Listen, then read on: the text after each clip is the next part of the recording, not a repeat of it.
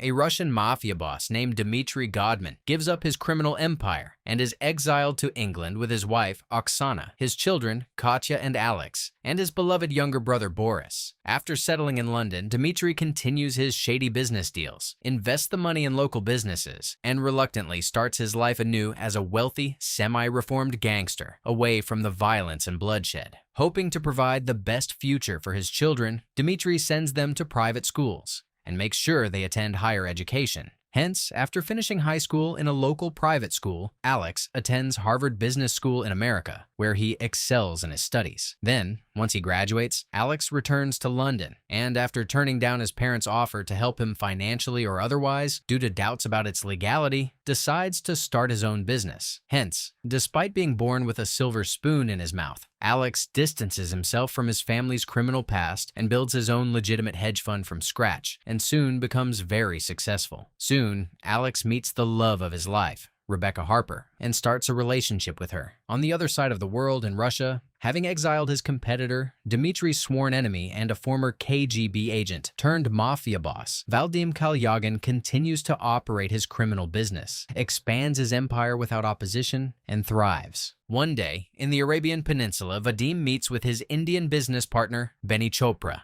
who promises to provide him with a safe route to transport his heroin through Mumbai. I own the police. In Mumbai, I'm God.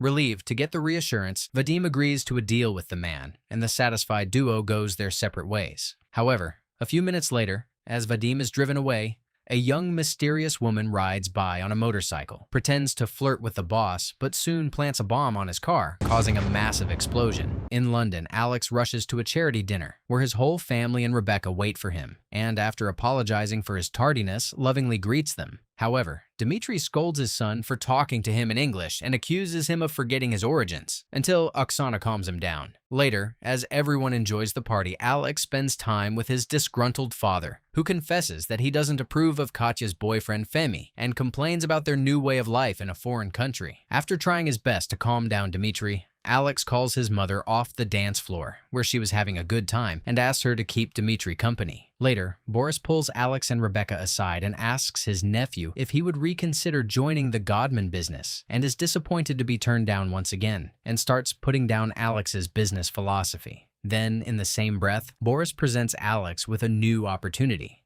I appreciate it. I appreciate it. It's like a wall. Then, Boris gets a shocking phone call. Vadim is still alive. They've flown him home. Later that night, Alex returns home with Rebecca and discusses his uncle's behavior. I think there's something up with my uncle. Like a bottle of vodka. However, this discussion is cut short by a frantic call from Oksana, who begs Alex to come and deal with his suicidal father, standing on the edge of the roof of their apartment building, threatening to jump. Alex rushes to his parents' lavish apartment, and as he helps down a homesick Dmitry, he is shocked to hear his plan of making peace with the Kremlin by assuring them that he's no longer interested in business, doesn't want either his money or properties, and that he just wants to return home. Alex ignores this announcement and, to the relief of his mother, cautiously helps Dmitry down. Then, hoping to prevent a similar future incident, Alex bolts down the entry to the roof. Elsewhere in Moscow, to the delight of his daughter Natasha, Vadim recovers quickly, sends his men out to find who ordered the hit at whatever the cost, and soon learns that it's closer to home than he first thought. The next morning, at work, Alex is troubled to hear of the fabricated rumors linking his company to illegal Russian markets. According to sources, the funds under investigation include Drake Clayton and Walker Snail at Godman Capital. Then, as Alex tries to process this and come up with a solution, having read the disturbing article about his nephew's company, Boris calls him. Someone in Moscow planned this to hurt the family. I don't think so. Later that day, hoping to fight back the rumors and rebuild trust with his investors, with the help of Rebecca, Alex meets with a local investor named Alan and asks him to invest in his company. We've given our clients excellent returns. I know, Alex. I've done my research. Elsewhere in Moscow, Colonel Ilya Fedorov of the Federal Intelligence Agency visits Vadim at the hospital and learns that Boris had ordered the hit on him. Meanwhile, in London, desperate to rescue his company, Alex visits Boris at his lavish estate. I could ask my friend in Israel, but I told you about Samuel Kleiman. And what does he do? He made his money in shipping and in entertainment. Later that night, after learning of Alex's plans to travel to Tel Aviv, Rebecca shares her skepticism of Boris's judgment and advises her boyfriend to be careful. The next day, Boris and Alex arrive in Tel Aviv, and as they relax on the beach, Boris shares how disheartened he is to see his older brother in his current depressed state and reveals his plan to do whatever it takes to get him back to Russia, where he belongs. That night, Boris and Alex head to a nightclub, where Alex is introduced to Semyon. Your uncle tells me you are very good with money.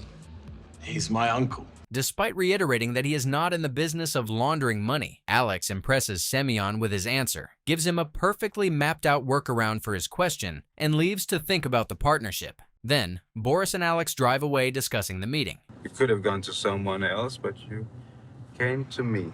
The problem is that I'm not a money launderer. Then, Alex returns to London, ignores his mother's advice to take Semyon's shady offer, and, hoping to stay on the right side of the law, considers Alan's deal. The way he wants to structure the deal is to take a large stake in the managing company. But before he can sign the document, his compliance officer, Karen, calls him away. I think I know who started the rumors. Enraged, Alex speeds to Boris's mansion to confront him. Listen, I will explain this. Don't embarrass me in front of these people.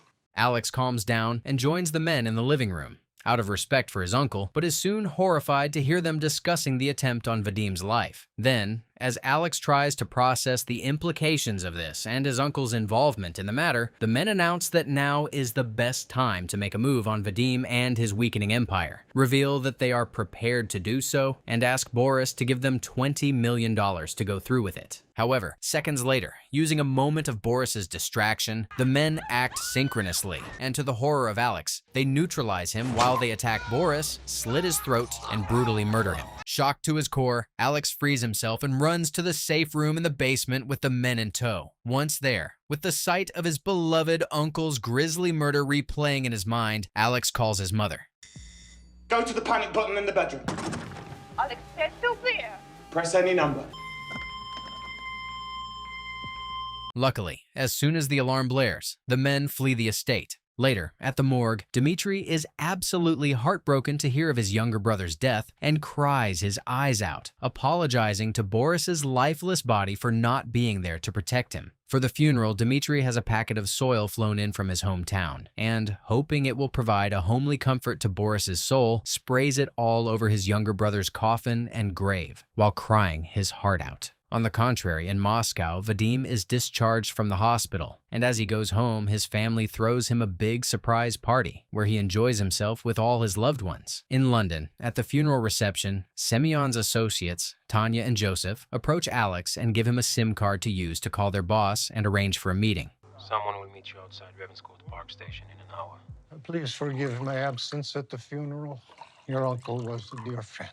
Then, Semyon advises Alex to meet Vadim in France, feign remorse on behalf of Boris, make peace, and buy some time. The next day, Alex flies to France and meets with a man who had taken his uncle's life and irreparably broken his father's spirit. Why did you come then? To convince you he's a harmless old man. On the left is the Hall of Peace, and on the right is the Hall of War. So which one would you like to see? In Cairo, a young beautician named Lyudmila arrives at the airport hoping to start her new job at a hotel, and is picked up by 2 drivers. Then, a few minutes into the drive, Lyudmila realizes that she's being driven away from the city, where the hotel is supposed to be, and it dawns on the young woman that the job offer was a ruse. Then, as she frantically tries to think of a way out, the men drive her to a nearby town and hand her off to a group of men who put her in a van filled with terrified women and drive off. Meanwhile in London, Alex, Oksana, and Dmitri drive to Boris's mansion to speak to the estate manager, who recommends the sale of the property. As the trio enters the living room, Alex is plagued with the horrific memories of his uncle's brutal murder. Unable to take this torture any longer, Alex quickly heads to the basement to empty out Boris's hidden safe, but is confused to find it filled with surveillance pictures of Vadim. In Moscow, Vadim discusses his attack with Ilya and shares his firm belief that Boris neither had the money nor the brains to design the hit on him alone, and asks his right-hand man to look into the matter further so that they can find out who backed Boris's plan. Elsewhere in Mumbai, Semyon meets with his thug contact Dilly, who negotiates a heavy price to bribe port authorities and police officers to get them on their side and undermine Benny's authority in the city. Meanwhile, in London, Alex and Karen discuss Semyon's account. He has some investment ideas that aren't the right fit for the main fund. Okay.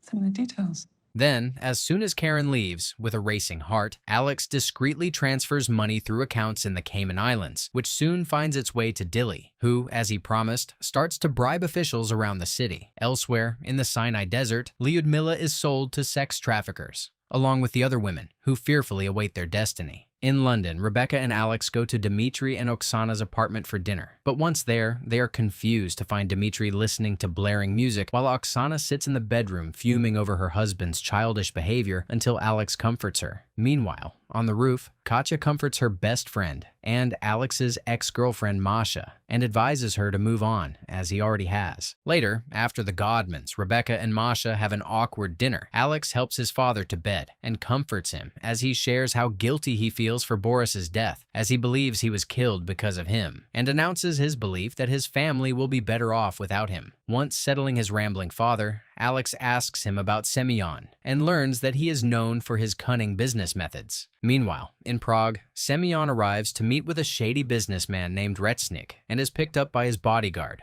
a former police officer named Karol Benes. At the meeting, instead of working towards an agreement, Retsnik brags about his various knockoff products and puts off Semyon, who had come to propose a lucrative deal to sabotage Vadim's success in the city. In London, a concerned Karen approaches Alex, trying to find out what's going on. You haven't sent me the details on the Global Fund. Later, at a finance event with Rebecca, Alex runs into Alan and stoically apologizes for not formally informing him of his decision to turn down his offer, and shares that he was lucky enough to find a few investors who believed in him and invested in his fund. A couple of investors who saw through the rumors, but we'd always welcome more. What a hypocrite. Then, as Rebecca watches him with concern, Alex walks away to take a call from Semyon. I need you to explain our business proposal to them more clearly. We sent them, and now they won't return my calls. Moments later, hoping to find out what's going on, Rebecca follows Alex, who quickly comes up with a cover. Who was that on the phone? It was just work. Elsewhere, the trafficked women are driven to the Egypt-Israel border and discreetly sold and moved across to Israel. Meanwhile, in Prague, as agreed, Alex pretends to be Semyon's lawyer and meets with Karol. Afraid Mr. Resnick has been held up. He'll meet us tonight. He apologizes. Later, the duo goes out to town with Retsnik and Karol to discuss their arrangement further. You've already convinced me of the benefits of doing business with you this afternoon. I think you'll find my boss is a reasonable man, too. Enraged, the duo proceeds to leave the country, with Semyon deciding never to waste his time with such an irrational man and to focus all his prospects in Mumbai. Then, knowing that Karol is a sensible and smart man, Alex makes a last-minute ditch effort and approaches him at the airport. The partnership is good for everyone. The disagreement isn't. In Israel, Tanya is presented with the trafficked women, and out of the three with Russian origin, she chooses Lyudmila and drives off with her. In Mumbai, Dilly expands his operation against Benny, and with the help of his crew, rents a property overlooking Benny's office, so that he can keep track of who visits his enemy and learn all the officials being bribed. In Moscow, through Ilya, Vadim learns that none of his Russian enemies had financed the attack on his life and asks Ilya to widen his search to international suspects. That night, in London, Dmitry wakes his wife up from sleep to apologize for his behavior and tries to open up and talk to her. However, an exhausted and sleepy Oksana politely dismisses her husband and returns to sleep. Feeling deeply troubled by everything that's been happening in his life, a restless Dmitry makes a call and leaves a message on Alex's phone telling him how troubled he is and confessing his deep love for his family. He then walks out on the roof, opens the bolted down window and, hoping to end his misery once and for all, throws himself off the building. Luckily, moments later, Dmitry is discovered sprawled on the ground and rushed to the hospital, where he receives life-saving intervention. Then, a terrified Oksana alerts Alex, who rushes over to the hospital with his girlfriend while trying to get hold of Katya. Meanwhile, in Prague, in the dead of night, Retsnik is visited at his apartment by his men, who, under Karol's orders, carefully drag him through his living room and expertly throw him off the balcony to his death. Then, Semyon calls Alex. It seems he was drunk and fell off the balcony of his apartment. It seems you were right. Elsewhere, Lyudmila is presented and introduced to Semyon. I have many friends who will like you, men I do business with. Don't worry. I don't expect you to do anything you don't want to do. At the hospital, faced with the broken spirit of his father, Alex quietly vows to himself to take revenge on Vadim. Then, as Alex continues paying thousands of euros to shady advisory accounts through tax haven countries around the world, in Prague, Karol bribes his former colleague, Officer Joseph Hansel, and oversees the interception of Vadim's trucks. Soon, as 80% of his profit is compromised due to these interceptions, Vadim starts to look into the matter closely, traces the loss, learns that it had started immediately after Retsnik's death, which was ruled as an accident, and begins to wonder if there's more to the incident and if someone is carefully moving against him. Meanwhile, in London, as Dmitry slowly heals from his injuries, his physician arranges for him to see a psychiatrist to get to the roots of his depression and suicide. But Alex declines the suggestion, announcing that his family already knows it's due to his homesickness and will give him the proper care. Are you sure that's the best decision, Alex? Elsewhere, while attending a party in the Norwegian embassy, Rebecca is approached by a man named Antonio Mendez, who claims he went to business school with Alex. I'm trying to convince Alex to come and see me in the south of France. I own a fishing fleet. That's why I'm here.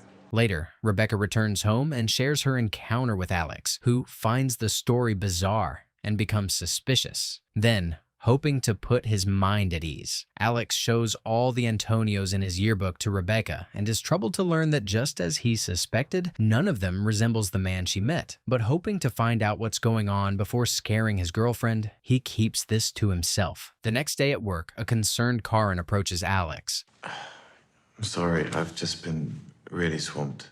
Why didn't I come back when you've cleared your head? Moments later, after learning that Antonio has called him at the office, Alex takes his number and contacts him through a secure number. All you had to do was make an appointment with my secretary.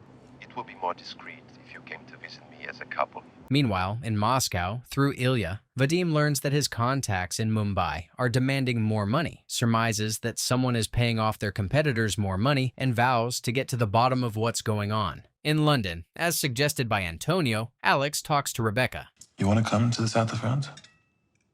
You decided to go. You and I can spend the rest of the time together. Elsewhere, in Eilat Harbor, Semyon gives a tour of his grand casino to government officials. A crime is the last thing he needs to worry about. As long addiction, there is nothing I can do about it, unfortunately. Meanwhile, Tanya grooms Lyudmila. You flirt discreetly. You come from a good family. You have a private income. The next day, Alex and Rebecca travel to the south of France and are welcomed by Antonio, who invites them to dinner at his lavish villa, while in hopes of getting to the bottom of everything, Vadim travels to Prague. Meanwhile, in London, Oksana overhears Dmitry talking sweetly on the phone and becomes suspicious. Then, as soon as she walks in, a rattled Dmitry announces that he is heading to the park and leaves the apartment, while she stays back, goes through Dmitry's stuff, and is horrified to find a postcard addressed to Masha, in which Dmitry confesses that she's the only thing worth staying alive for. Meanwhile, under the guise of the park, Dmitry visits Masha at her apartment and gets intimate with her. "Oh, Dmitry, she is your son's ex." Later, Dmitry returns home, and as he wonders why his wife is giving him the cold shoulder, he learns that she has learned about his affair and becomes mortified. In France, at the dinner party, Antonio tells Rebecca about himself. I'm a little older than Alex, but I was a late bloomer. I came to America as an illegal. By the end of the night, Antonio invites the couple for a boat ride the next morning and walks them out. The next day, the couple joins Antonio on his boat and enjoys themselves for a few minutes. Then, Alex and Antonio go for a swim, and as they finally start discussing business, to the shock of Alex, Antonio confesses that he was the one who financed Boris's failed hit on Vadim. I invest Mr. Kleiman's money. That's all. Alex, it's about time you stopped lying to yourself. Elsewhere, in Israel, one night, Semyon congratulates Lyudmila on her great work and sends her home with Joseph, who reveals that he too is Russian, and the duo forms an understanding bond. In Prague, Vadim gathers his men to find out why his business is suffering since Retsnik's death, but fails to get an answer. Hence, he heads to Retsnik's apartment, carefully examines the scene, finds signs of struggle which prove his suspicions, and orders his men to find Officer Joseph, who had ruled the death accidental and closed the case. Meanwhile, in France, Alex proposes to Rebecca, and the couple gets engaged. Elsewhere, an enraged Oksana visits Masha at her apartment. I won't see him again. Did I say that? You have him. All of him. Or you get out of my life. In Prague, a tied-up Joseph is presented to Vadim. Then, to the horror of the men, Vadim beats Joseph to death. In France, at lunch, Antonio pulls Alex aside to talk to him. I don't have the exact date, or the name of the ship. But if something were to go wrong, it would embarrass Vadim. Then, to the shock of Alex, in the name of showing his gratitude in advance, Antonio takes him to a hidden room in his basement and presents him with Boris's killer, who's tied up and bloodied to do what he wants with. Overwhelmed, Alex restrains his boiling rage and quietly walks out of the room. Then, after returning from France, Alex relays Antonio's message to Semyon. He told me the deal was important to Vadim's associates in Russia. Elsewhere, at the Indian-Pakistan border, after successfully smuggling heroin through the border, a man calls Benny. How much do I owe you? 1,000 rupees this time. Are you sure?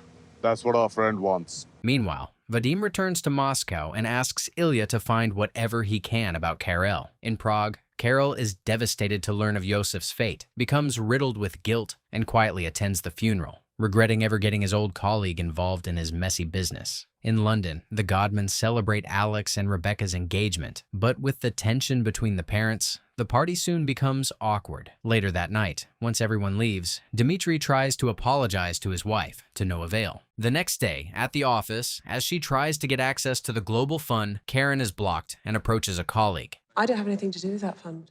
So who does? Just Alex, as far as I know. Then, hoping to get to the bottom of what's going on, Karen approaches Alex. If you've done anything, You think I'm cooking the books? I still need access to the fund. In Mumbai, as ordered by Semyon, Dilly prepares to break into Benny's office and bribes the building's security guard Vijay, who allows them access. However, once inside, Dilly's men learn that all the computers are password protected, and as they struggle to get through, they find an accountant named Sunil working late and force him to help them. Once the men get what they need and leave the building, despite his help, Dilly murders Sunil in cold blood. You told me no one was there. That man's life was done on your conscience. In London, Alex meets Toby. You took a look at my files. What would you have done? Hide in plain view. Would you be prepared to do that for me? Elsewhere, Dilly and his men look for information on the shipment, while Vadim and Ilya meet with their clients. We break it into small parts, smuggle to Europe and America. I hope our partnership can continue. In London, to the confusion of Rebecca, Alex gets a call on his second secret phone. No, it was another phone. How come you have a second phone? We got given new ones at work. Alex then swiftly leaves the apartment and calls Semyon back. With all the terrorism they've had recently, the place is guarded like an airport. At the office, Karen receives the password to access the files. Everything you wanted to see. She's checking the accounts. Despite getting the password, concerned for Alex, whom she considers a friend, Karen calls Rebecca and schedules a meeting. Oh, Karen, you've seen the accounts. Couldn't there be another explanation? Elsewhere, following the recommendation from Tobe, Dilly and his men ambush a hacker named Jamie at his home. How did you find me? One of your hacker friends told us you're the best. Something you're going to do for me in Mumbai. Meanwhile, despite assuring Karen that everything probably has a reasonable and legal explanation, calming her down, and thanking her for her concern, Rebecca visits Dmitri to talk to him about Alex. When his business was in trouble, I think he may have gone to Boris. Simeon Clayman. I don't think so. In Mumbai, Jamie hacks Benny's phone. After his last phone call with Pakistan, this is the email he sent to the Mumbai Port Authority. In London, a worried Rebecca asks her boss about Semyon. See, Kleiman may be a politician now, but he had a very unsavory reputation back then. In Moscow, Ilya informs Vadim that despite vetting and surveilling Karl thoroughly, he couldn't find anything on his phone and emails that connects him to the suspicious ordeals in Prague. Hence, hoping to up the ante, Vadim has Karl's estranged daughter, Karolina, arrested for a minor offense at a party in Prague. Then, once in jail, Karolina is advised to call her father, who soon uses his secure line to return the call, and Ilya and his men quickly hack it and start going through it. In Mumbai, after Jamie successfully hacks the system to find the shipment, Semyon calls Alex. If we steal Vadim's heroin, there will be consequences. Let me know how it goes. Then, as both Alex and Vadim anxiously await a call, albeit for quite opposite news, Jamie continues hacking through more systems and, despite many hiccups, helps Dilly's men to steal the container full of heroin. Then, Alex receives a message about the completion of the task. There's no going back now, Alex. Soon, Benny informs Vadim of the bad news, leaving him enraged and out of his mind. Meanwhile, in London, after snooping around and learning that Alex has secretly been visiting tax haven countries, Rebecca confronts him. I don't visit tax havens and offshore sinkholes to launder some corrupt politician's dirty money. Who?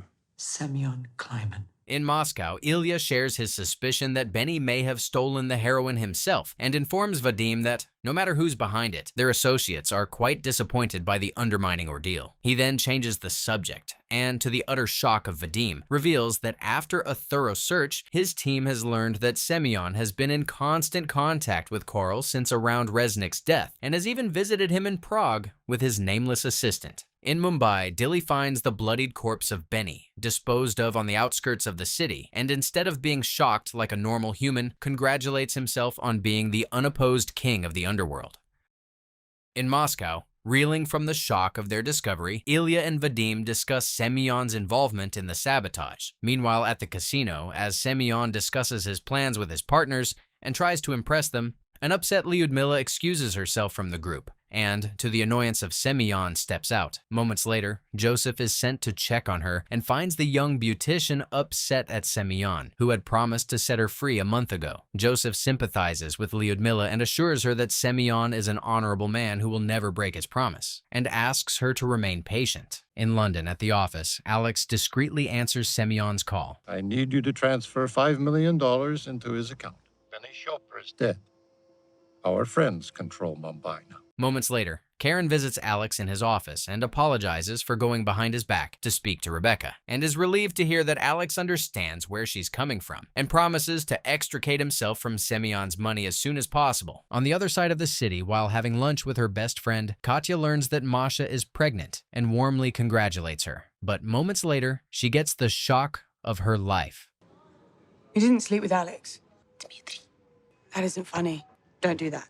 How else did you expect this to go, Masha? In Tel Aviv, Semyon takes his team to a lavish party hosted by his old friend Yariv Abelman and instructs Lyudmila to make a good impression and mingle with the influential people. Once there, as Lyudmila quietly scans the guests as she's been trained to do, she inadvertently sees a romantic interaction between Semyon and his young partner, Ezra, and registers this in her mind. However, later, Lyudmila sees Ezra getting intimate with another person, but keeps it to herself. The next morning, while he sleeps in his mansion, Semyon is visited by the police and arrested. Meanwhile, in London, as Rebecca and Alex learn of the incident from the news, Alex receives a call from Antonio. Yeah, I'll be there in half an hour. Antonio. I didn't know he was in London. In Tel Aviv, soon a media frenzy shakes the city, reporting Semyon's arrest and listing serious charges, which shocks Tanya, Lyudmila, and the rest of Semyon's team. He's 70 years old and not in great shape. You really think he's capable of that? Meanwhile, Alex meets with Antonio to discuss Semyon, who, if convicted, could be sentenced to 25 years. If he did what they say, there's nothing anybody can do. Later, as more reports of Semyon's charges surface through news reports, knowing Alex's business association with the man in question, Rebecca freaks out. He was the only person who helped me when the fund was in trouble. You don't think I owe him some loyalty? In Tel Aviv, Semyon is released on bail and returns home, from where he orders Joseph to find out exactly what Ezra told the police. Later, Joseph picks Alex up from the airport, and the duo discusses the case on their way to Semyon's mansion. The boy claimed they were alone at the back of the garden. There, before Alex and Semyon start their discussion of the matter, a very grateful Semyon thanks Alex for his visit and for not turning his back on him. Don't worry, you can speak in front of Joseph. Alex once again declines the second offer he gets to leave all the mess behind and return to his old regular life, and to the shock of everyone, decides to see things through. Meanwhile, feeling lonely in a seemingly one-sided relationship and looking for some company, Rebecca calls Antonio. Sure, I was hoping to invite you and Alex out for dinner. Meanwhile, in Tel Aviv, Lyudmila continues to think about her employer's case, realizes that she might have some key information on it, and negotiates with Joseph, who promises to speak to Semyon on her behalf. If I help him, will he let me go?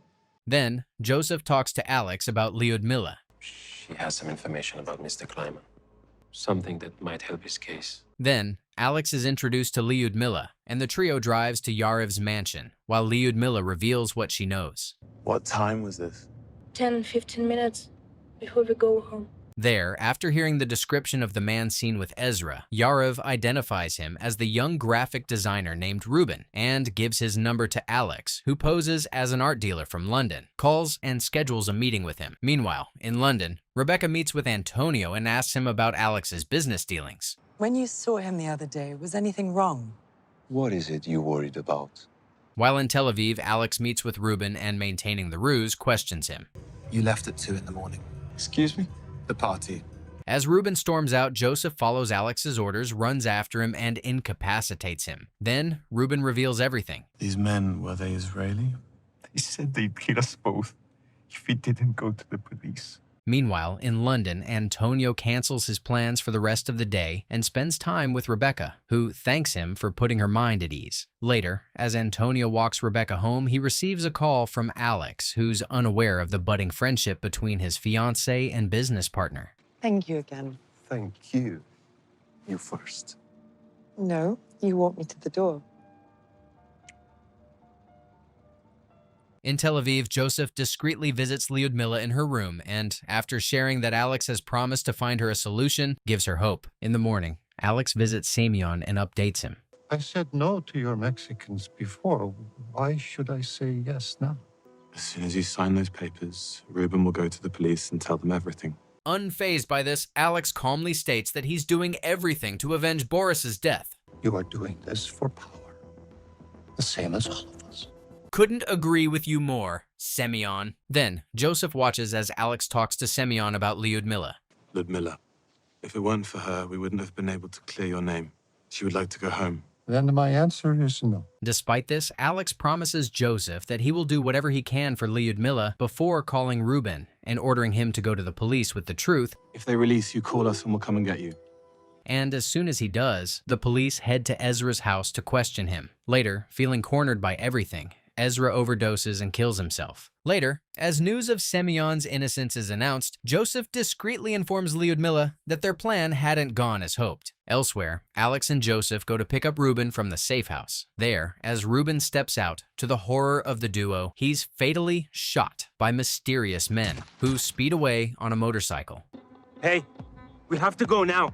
Meanwhile, Semyon throws a party to celebrate his freedom, and Yarov appears to show his support. Later, as Joseph drives Alex to the airport, he shares his wish of one day visiting London, and Alex encourages him and gives him his card. At the airport, once alone, Alex buys an engagement ring for Rebecca and sits in the lounge to quietly reflect on his trip. However, moments later, Alex is flabbergasted to see Vadim, who joins him for a chat. Were you here on business? Yeah.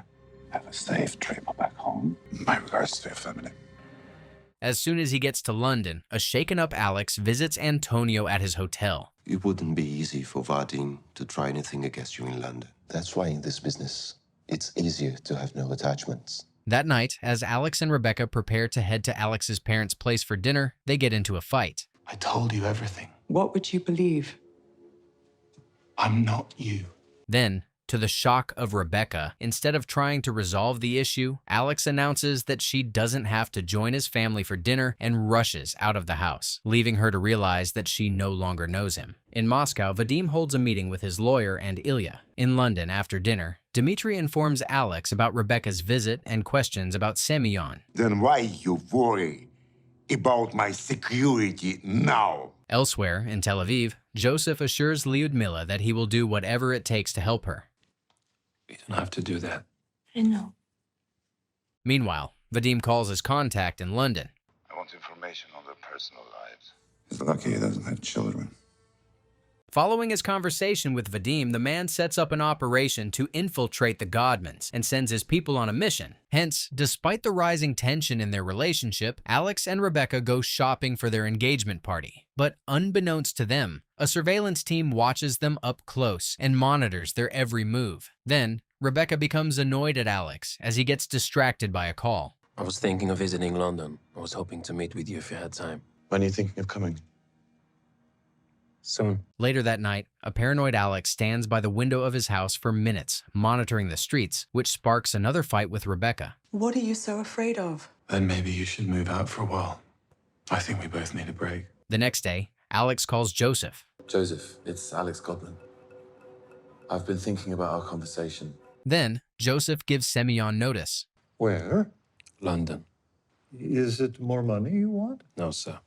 Later, Katya accompanies Masha to an abortion clinic, but is soon outraged to learn her friend's decision to keep the baby, and reminds her that no one will support her, financially or otherwise. Meanwhile, Rebecca rents an apartment and moves out. It gets busier on weekends, but even then it's usually... In Moscow, Vadim's henchman, Merab, gives detailed information on the Godmans, including the broken engagement. A few days later, Joseph travels to London and introduces him to his friend, Alan, who owns a private security firm. Then, after discussing the family situation and predicament in detail... How many PPOs at present?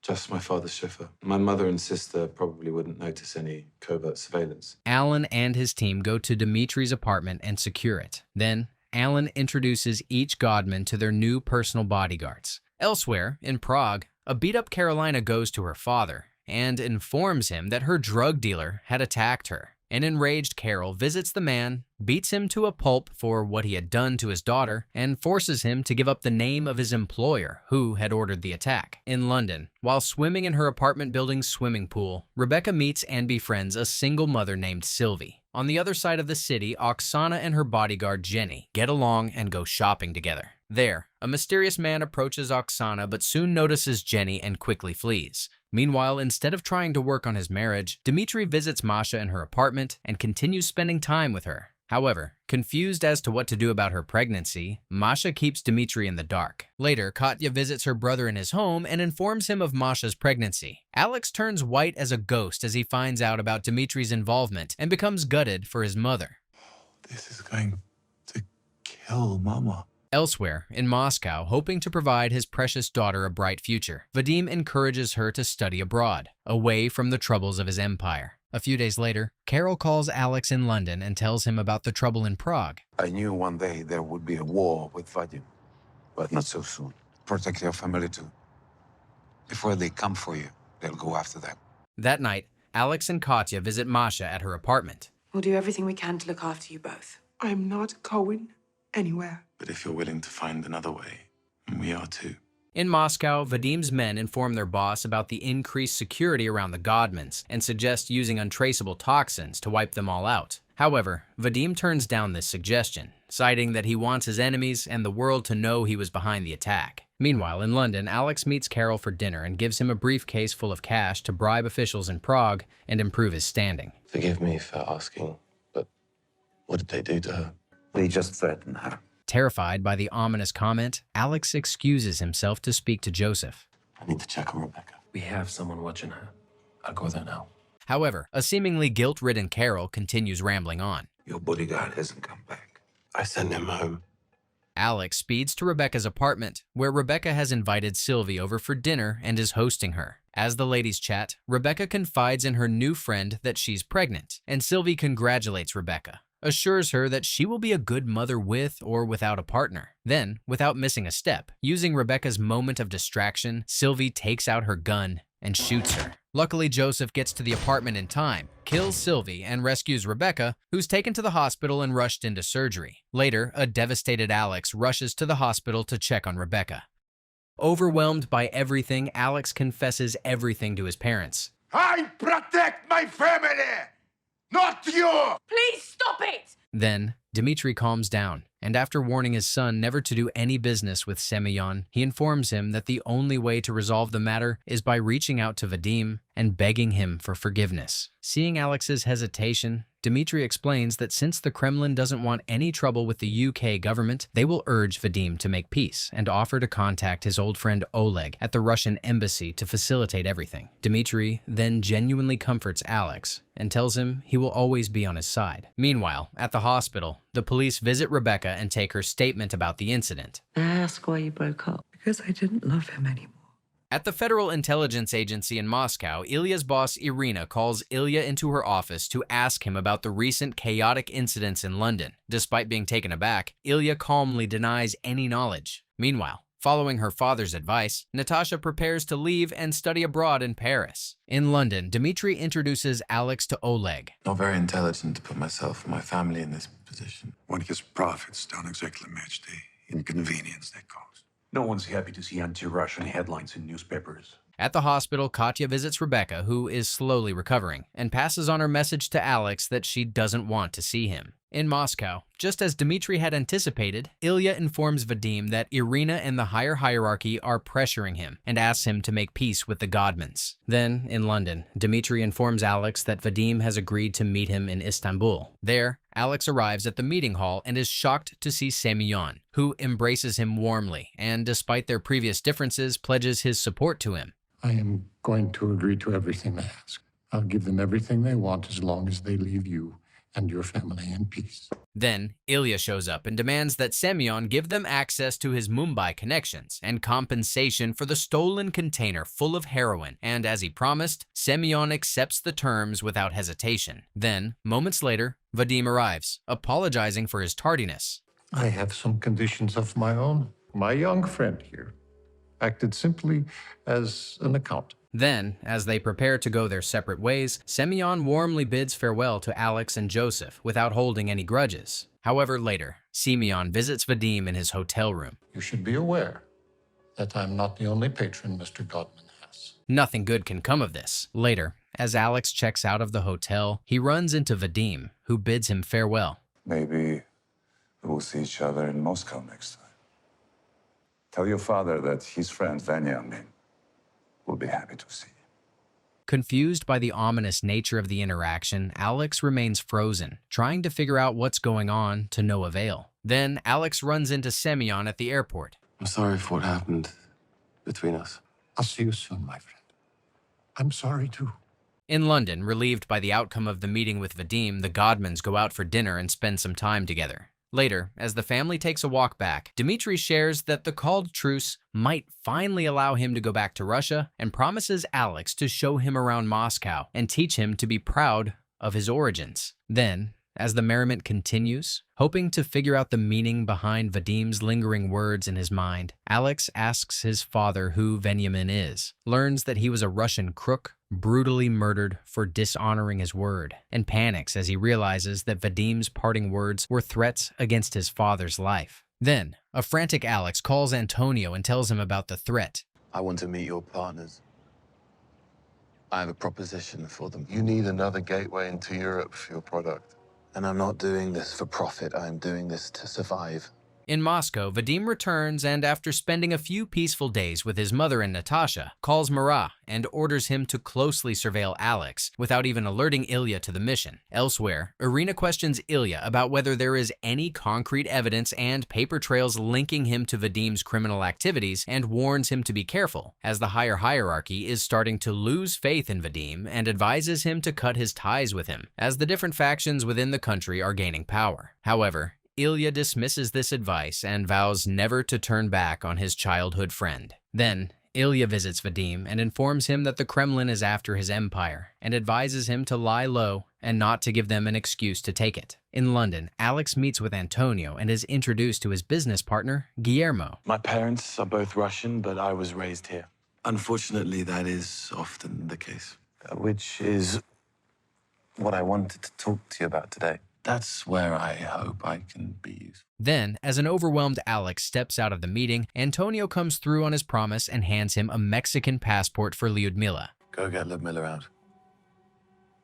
I'll manage on my own for a while. Meanwhile, Dmitry heads to Masha's apartment and is devastated to learn that she has moved out. Later that night, Alex goes to his parents' house and finds a drunk Dmitry, scolding Katya for interfering in his affair. Your mother knew.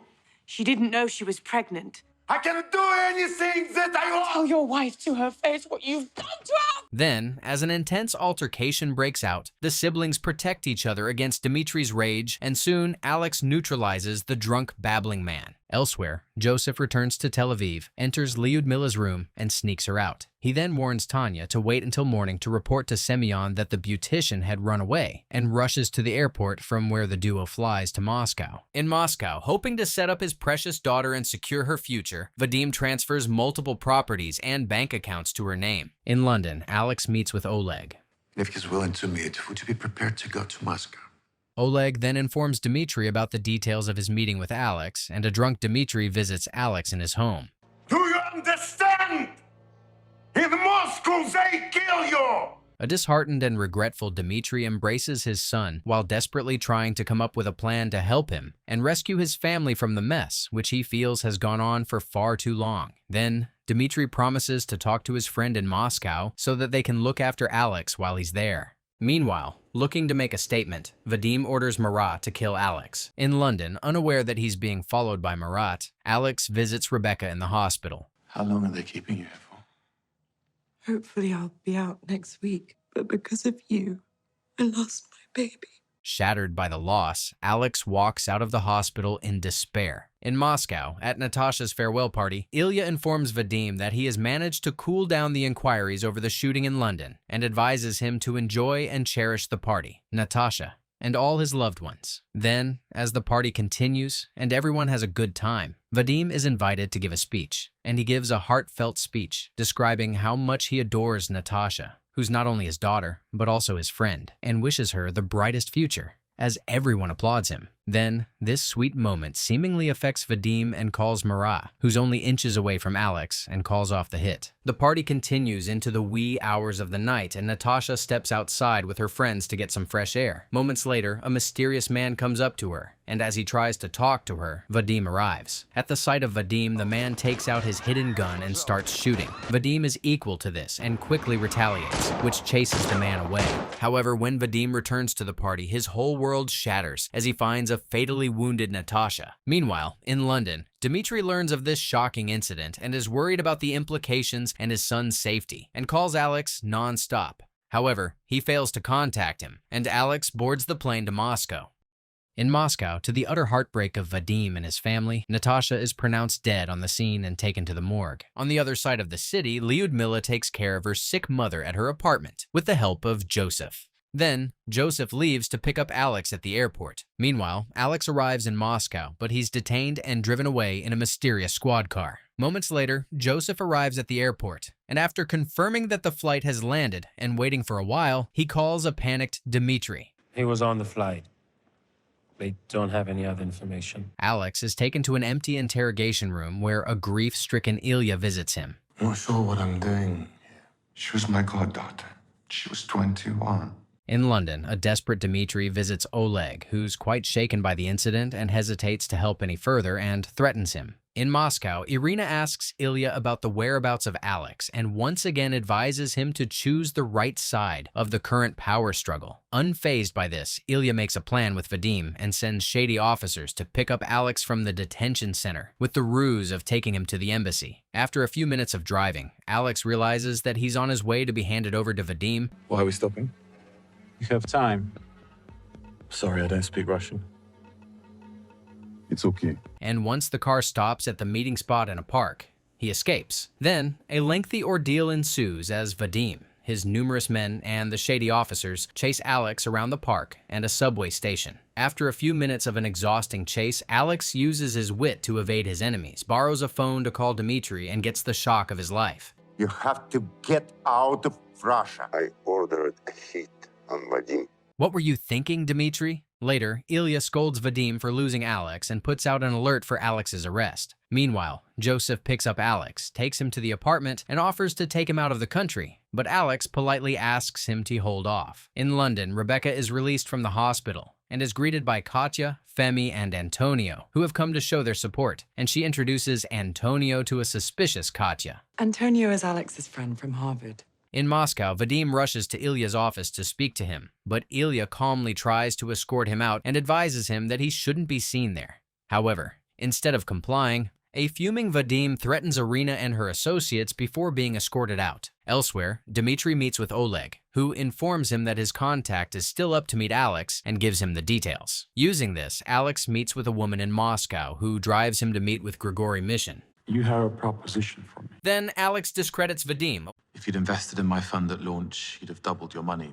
Right now, Vadim Kilyagin smuggles 300,000 kilos of heroin into this country. What would that make you, Alex? After hearing out Alex, a complicit Grigory promises to discuss it with his partners and leaves. In London, Katya takes Rebecca out for a coffee. Are you seeing Alex's friend? Do I look like I'm in a fit state to see anyone? In Moscow, Ilya and Vadim organize Natasha's funeral and, accompanied by their loved ones, lay her to rest while crying their eyes out. Meanwhile, Alex meets with Grigory's partners and impresses them with his presentation. Following this order, Merab is assassinated, while Ilya is kidnapped in broad daylight. Then, Vadim becomes severely injured in a botched assassination attempt, but holds on to dear life and drives away from the scene. Later, Irina visits Ilya in an interrogation room and, for the last time, advises him to think about his family, make the right choice, and give up Vadim. However, Ilya stands his ground, and after reminding his boss how he had turned down numerous promotions over the years so that he can stay and protect Vadim, vows never to betray him. Meanwhile, in Moscow, satisfied by the meeting, Alex and Grigory chat about how to proceed with the deal and discuss the recent events.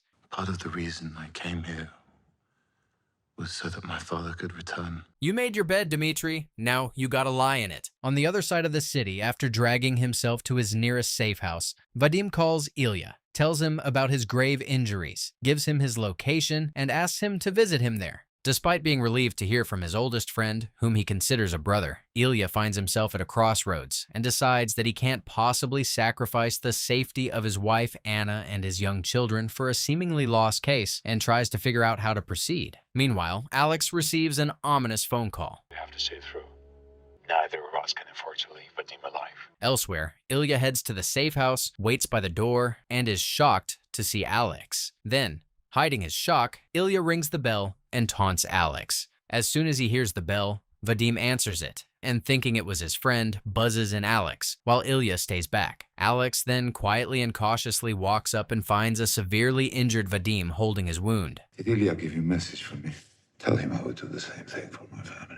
Vadim then advises Alex that if he chooses this life, he should give up all his loved ones and minimize liabilities. Then, as he continues to profusely bleed out, seemingly accepting his fate, Vadim makes himself comfortable, holds Natasha's picture, and lies down, waiting to be shot dead. Alex stands there for minutes, ruminating in hesitation, before fatally shooting Vadim and ending the decade-and-a-half-long feud. In London, Rebecca visits Oksana and bids her farewell. You know, someone is a part of their family.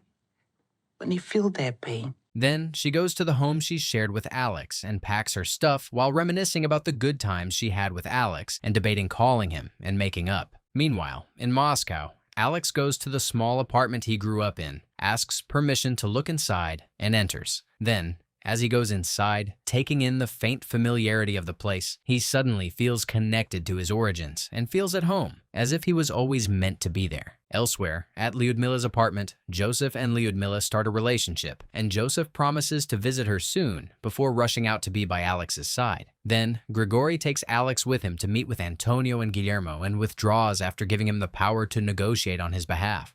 Those are our terms. Forgive me, Mr. Allegre, but it might be simpler if you and I discuss these matters alone. Then, Alex stuns Guillermo. 50%, it's impossible. I work on your behalf. I don't work for you. Guillermo accepts Alex's terms, and the duo walks out of the room and seals their agreement with a handshake. Then, putting his rage aside, Antonio steps up to shake Alex's hand, but Alex completely ignores him and walks away with Joseph and his men with the swagger of a new crime lord. I am terrified of this new Alex.